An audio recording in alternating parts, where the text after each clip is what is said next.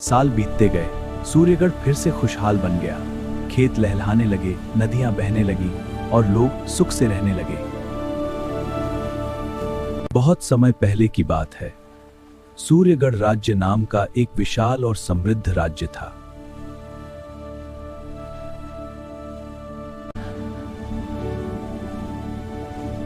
उस राज्य के राजा थे राजा वीरेंद्र सिंह। वे केवल ताकतवर ही नहीं बल्कि न्यायप्रिय और दयालु भी थे। उनकी प्रजा उनसे बहुत प्रेम करती थी। पुराना नियम था, राजा वही कहलाएगा जो प्रजा के दुख को अपना दुख समझे। राजा वीरेंद्र हर रात भेष बदलकर नगर में घूमते थे ताकि उन्हें अपने लोगों की सच्चाई पता चल सके। एक रात उन्होंने देखा कि एक बूढ़ा किसान ठंडी रात में अपने छोटे पोते के साथ सूखी रोटी खा रहा था। बाबा, क्या राजा तुम्हारी मदद नहीं करता? राजा अच्छा है बेटा, लेकिन उसके आसपास के लोग सच्चाई उससे छिपाते हैं। यह सुनकर राजा का दिल कांप उठा।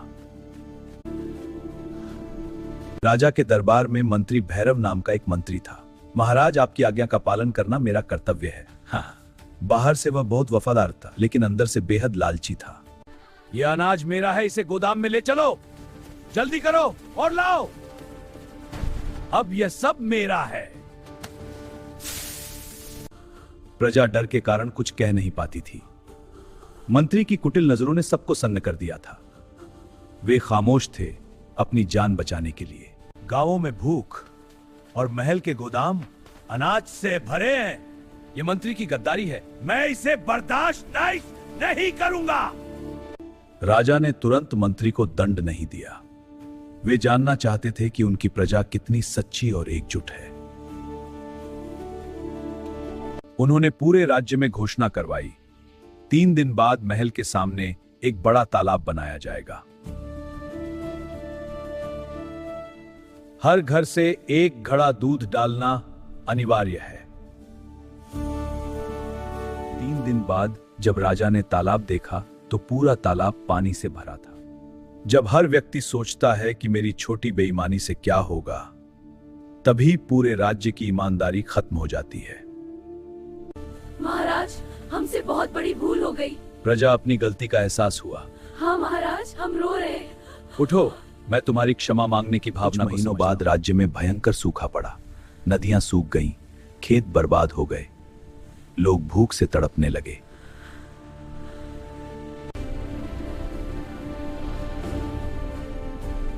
मंत्री भैरव ने मौका देखकर अनाज के दाम कई गुना बढ़ा दिए। लेकिन तभी राजा वीरेंद्र ने महल के सारे खजाने खोल दिए।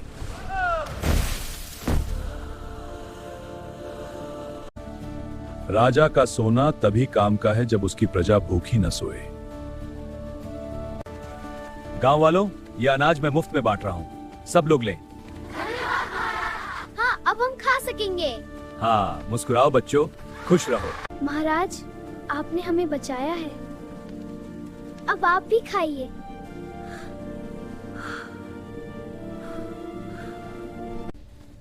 मुझे डर था कि मेरी चोरी पकड़ी जाएगी, लेकिन अब तुम हमारे साथ हो। हाँ, मैंने अंधकारगढ़ के राजा से मिलकर सूर्यगढ़ पर हमला करने की योजना बना ली है। हम तैयार हैं। मंत्री भैरव, हम आ गए हैं। शाबाश, सब तैयार हैं? हाँ, रात के अंधेरे में दुश्मन सेना सीमा पर पहुंच गई। बहुत अच्छे, हमला शुरू करो। सैनिकों, सब तैयार है ना? हम रात को हमला करेंगे। हाँ मंत्री जी, हम सब तैयार हैं। उनकी चरवाहों का क्या रो, हम उन्हें भी खत्म कर देंगे। बहुत अच्छा। अरे नहीं, ये तो बहुत बुरा है। वह कई किलोमीटर दौड़कर महल पहुंचा और राजा को खबर दी। महाराज, एक आपातकालीन संदेश है। शीघ्र बताओ, क्या संकट है? शत्रु सेना सीमा की ओर बढ़ रही है। राजा ने तुरंत सेना तैयार की। सुबह होते ही भयंकर युद्ध शुरू हुआ। तलवारों की टकराहट से आसमान गूंज उठा। वीरों, शत्रु पर टूट पड़ो।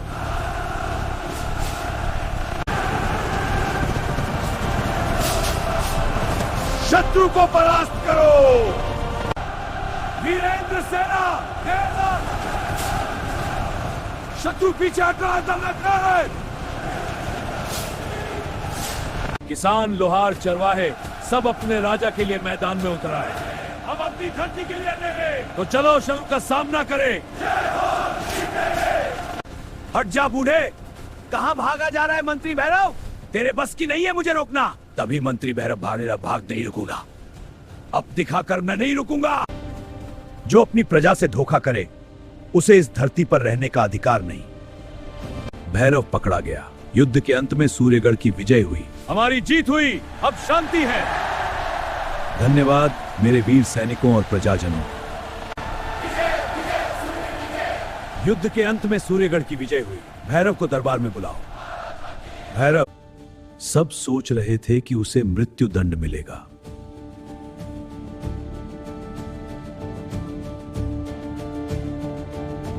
लेकिन राजा ने कहा सबसे बड़ा दंड मौत नहीं, बल्कि अपनी गलती का बोझ उठाना है।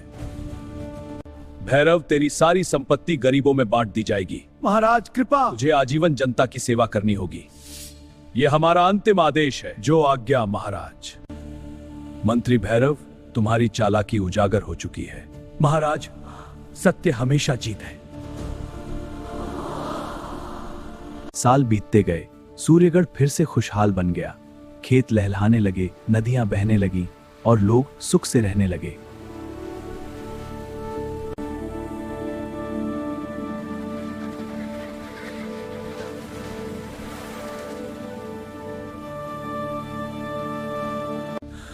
एक दिन राजा बहुत बीमार पड़ गए। मेरी छाती में दर्द हो रहा है, मुझे सहारा दो। पूरा राज्य मंदिरों में प्रार्थना करने लगा। बच्चे रो रहे थे, बूढ़े व्रत रख रहे थे। जिस राज्य की प्रजा एक परिवार बन जाए, उसे दुनिया की कोई ताकत नहीं हरा सकती।